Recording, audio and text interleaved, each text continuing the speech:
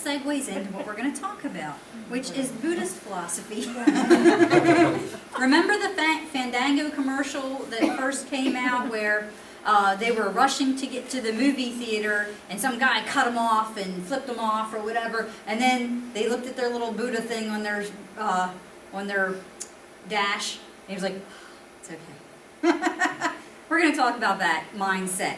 And what we can humbly learn from it and how we can use it to minister and witness to the Buddhists. They have an edge on a few things that we can learn from. Buddhism and Hinduism historically are the most gentle religions.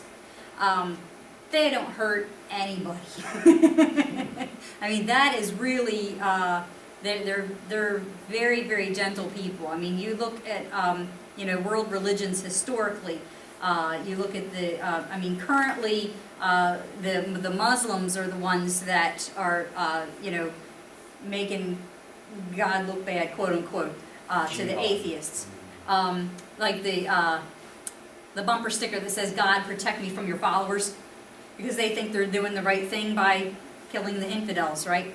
Well, before that, it was the quote unquote Christians that were out killing everybody, right?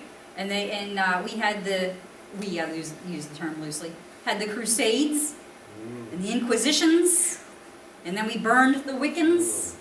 And, we were talking on the way here when the Catholic Church went into the Britain and Ireland and all of that, and the Wiccans were there, and the Wiccans, who their phrase is, "Harm none, do what ye will." This is the whole of the law. Harm none, do what ye will. That's the Wiccans. They worshipped Mother Earth and Father Spirit. They were peaceful people. And the Christians, quote unquote, came in and said, "You are witches. You've sold your soul to Satan." And the Wiccans said, "Who's Satan?" And the Catholic Church said, "You know what we're talking about. Burn them." Yeah, Salem, Massachusetts. Yeah, hysteria. 12-year-old girls dragged out and burned to death. Awful stuff in the name of God, in the name of Christianity. The Buddhists and the Hindus, they never did anything like that. They're the most peaceful people. We need to get the word out that true Christianity isn't what the world religion of Christianity has historically been.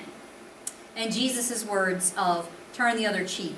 And, that we have our peace churches that take that to heart, right? The Amish, the Mennonites, and the Brethrens, they are pacifists, and they take that to all the way, to the extreme of not enrolling in the service and things like that. So, and this area has a higher proportion of peace churches than other areas of the country. I'm on the selective service system, the president of the draft board in this area, and we have more draft boards in this area than in other places because of all of our peace churches. But all that to say that Christianity should be a peaceful religion. And you can get into the debate whether, Jesus' words apply to just individuals or groups of people, and the right to defend yourself. And I believe that you have the right to defend yourself and your family and all of that. And if you have to use force to defend yourself, I think that's okay.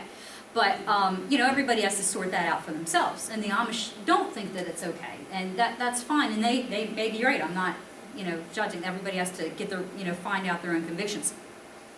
But all that to say that the Buddhists and Hindus are like, as a people group, and you have millions and millions of them, they're not like out to blow anybody up. So we're going to talk about Buddhism today, not Hinduism. We'll do that another time. Buddhism, the teachings attributed to Siddhartha Gautama around 500 BC. That was Buddha. What we refer to as the Buddha or the modern Buddha. In the different ages of the earth in their worldview, there were other Buddhas before him that taught the peaceful way of life and high moral standard. But as things progressed and people forgot that Buddha's teaching, then there was a lull, and then another Buddha had to come along who was enlightened and teach the people. So this guy, Siddhartha Gautama, was the latest Buddha. And Buddha is not a god. It's a person who stopped to think about things and to sort things out and became enlightened and is a teacher. So a misconception that we have in Christianity is that the Buddha is a false god, where real Buddhists do not deify the Buddha. They call him a teacher, an enlightened person, and they say that we all have the opportunity to become enlightened if we pursue it. And the ways to pursue it are through meditation and different things. But a lot of it is just stopping to think and sort things out. And to find the correct way of action that's going to pull you up to a higher level. So, while there's a lot missing in their religion, understatement, it's not really religion. It's a worldview and it's a philosophy more than it's a religion.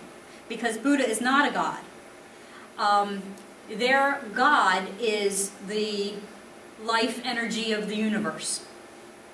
So the story behind this Buddha, this current Buddha, is that he was born a prince and he was next in line for the throne, and a holy man came through the city and prophesied about him and said, you are either going to be a king or you're going to be a holy man. And then the holy man left. And young Siddhartha, he thought about that, and he wanted to go out into the world and see what things he could find out. And his father said, no, because I don't want you to be a holy man. I want you to be king. You're staying right here in this palace. Lock the gates, don't let him out. But he snuck out a few times, and he snuck out once and he saw poor people just living in poverty and suffering. And he snuck out another time and he saw a sick person that was very ill and crippled up. And he snuck out another time and he saw a corpse, and that's the first time he saw a dead person, and that bothered him. And he snuck out again and he met another holy man. And so all of this sneaking out, the legend goes, he must not have got caught. One day he announced that he wasn't going to stay in the palace and he needed to go out and find out why there was suffering and figure out what could be done about it.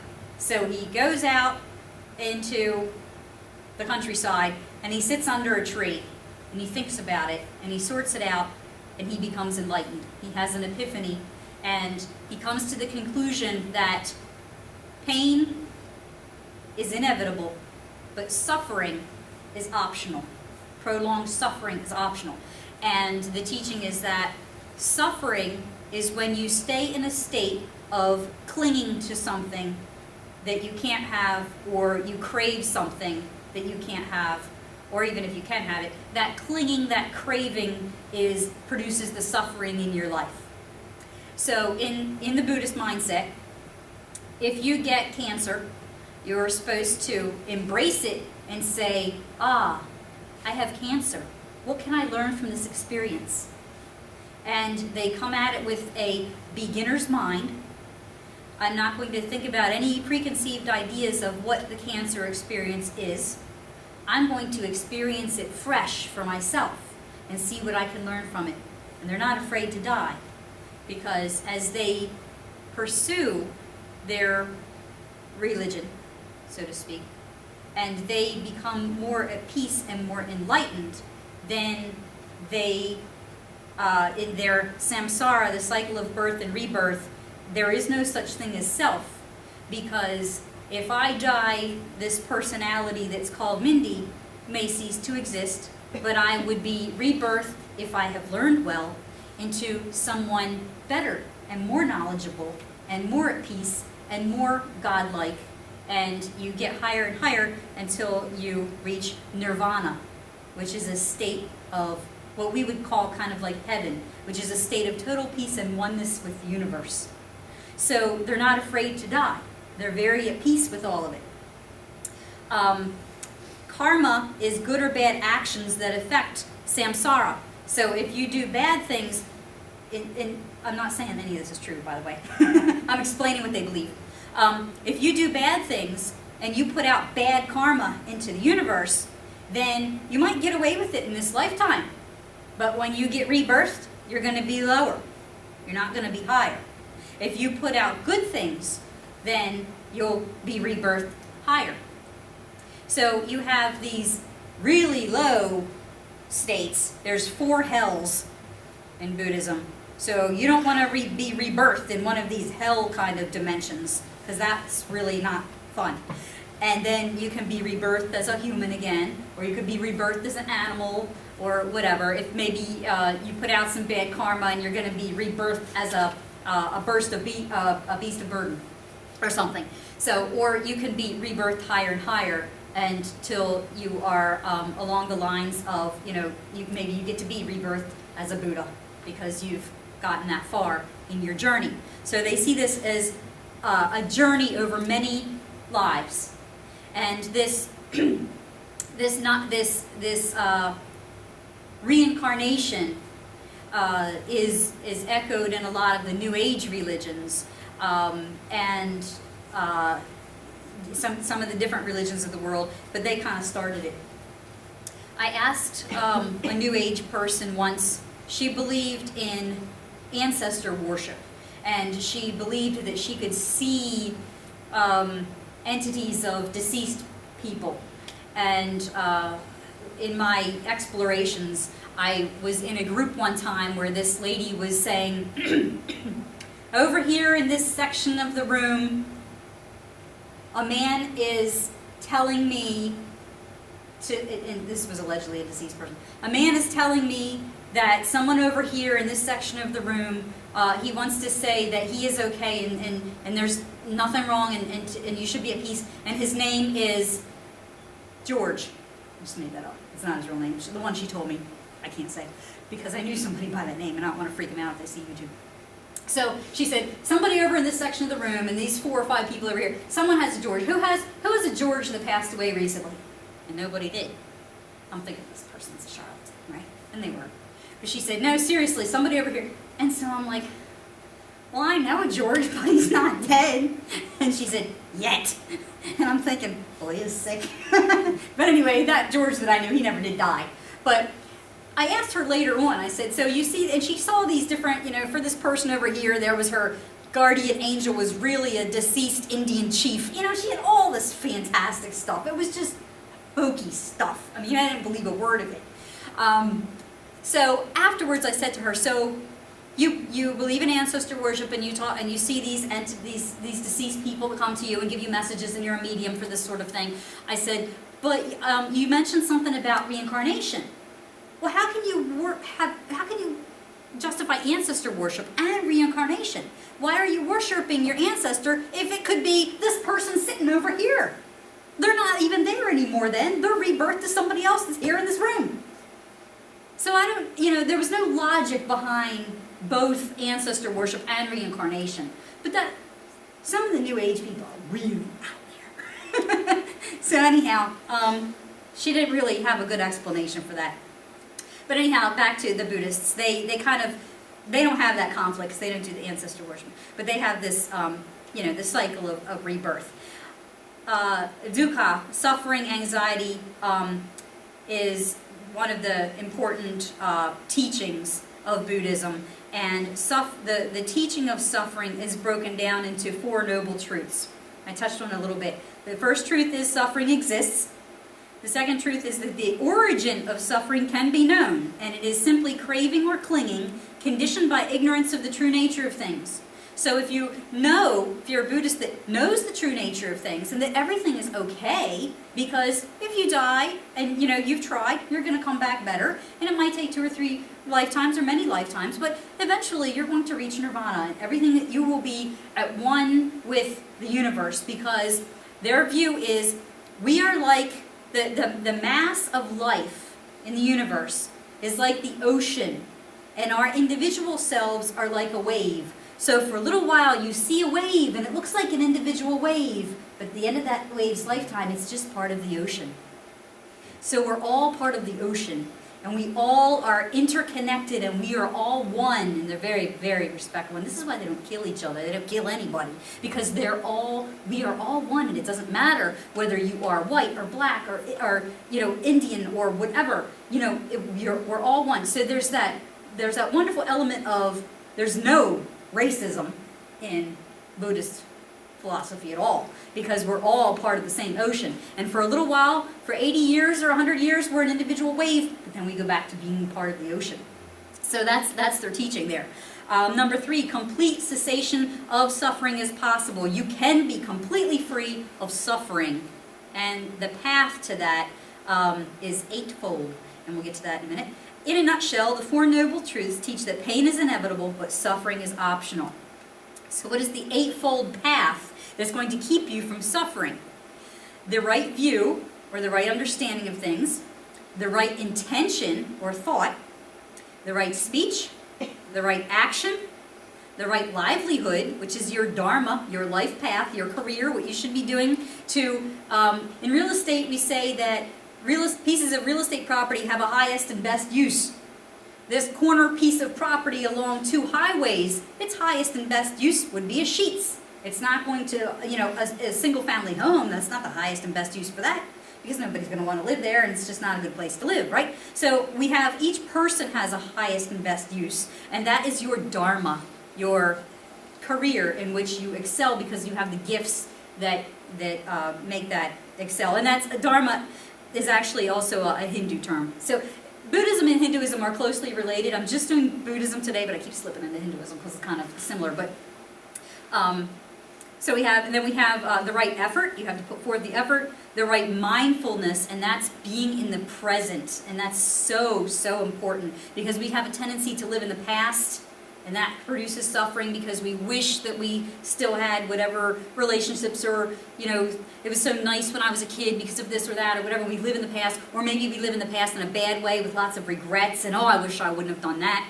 Or we live in the future, and, I can't wait until I have this. I can't wait until I'm, old enough to, travel or this or that. And we live in the future, but we don't live in the present. And in the present is where the peace is.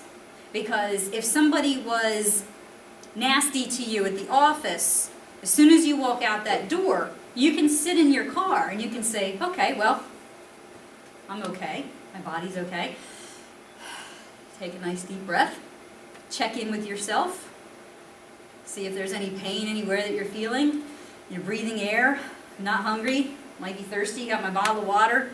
Everything's okay in the present. And you can get to some space where you can get a perspective on what may have occurred and let it go. So there's a lot of wisdom in this sort of thing. And you can take some of this and practice the philosophy end of it without practicing the religious end of it. So mindfulness, and that's where yoga and meditation come in. Very, very useful tools. There is science behind yoga and different body postures that make you feel good. Just very simply, if you're sitting at your desk and you're like in this kind of posture, you're feeling up, and you realize, maybe I'm all tightened up and everything. If you just go, loosen yourself up, sit up straight, breathe. Then all of a sudden, you might think of something, some solution that you haven't thought of before, just by changing your posture and taking a moment to breathe, take a moment to check in with yourself and say, you know what? I've been working all afternoon. I'm hungry. I'm going to go, have an apple and peanut butter or whatever, and then come back refreshed, just because you've taken the time to check in with yourself and taken care of your physical needs. Because our Western mindset, we say, it's not important, I gotta get this done, And we just drive ourselves, don't we? And we don't check in. And children, when they get lost, if a toddler gets lost in the woods, if it's under the age of 4, chances are they're going to be just fine until they get found. Because when they're that little, and this is what the rescue workers say, when they're that little, if they get tired, they crawl under a bush somewhere and take a nap. But over the age of 4, they're freaked out, and they just run around screaming and screaming until they get exhausted, and then something bad could happen to them because it gets dark out, and they keep running and screaming, and they could fall into a river or something. But the 3-year-old is going to say, it's dark out, and he's going to crawl under a bush and take a nap. So he's going to be okay. But they also say that they're harder to find because when they're out with the lamps on, they're scared and they don't come out. So they fare well, but they're harder to find. But the older children, a 9-year-old, is just going to be a total wreck, and something could happen to them because they're not taking care of themselves. They're in their head too much and not in their body anymore. So Buddhism very much teaches with yoga and with meditation to just come back and be your whole self, which is your body and your mind and your spirit, and check in and see what's wrong and nurture yourself. We don't nurture ourselves. You know, we treat our bodies very poorly. And we treat our minds very poorly. We're always beating ourselves up, aren't we? We are so hard on ourselves. If anybody said to me the things that I say to myself, I would hate that person. Isn't that true? So I spent some 3 days at Kripalu Yoga Institute. And I did take some workshops, a couple workshops while I was there. And, the one thing that I came away with from all of this philosophy is to be gentle on myself. And, you can go back and see yourself as a child who is worthy of nurturing. You can just take some time and say, if I had a little girl, Lisa, how would I treat her? If I had a little girl, Sherry, what does little Sherry need? I'm going to give that to her today. What does little Kathy need today? What does little Randy need today? And just be nice to yourself. And that it feels so unchristian, doesn't it? But it's not. And Jesus said, love your neighbor as you love yourself. Love your neighbor as yourself. You're supposed to nurture yourself.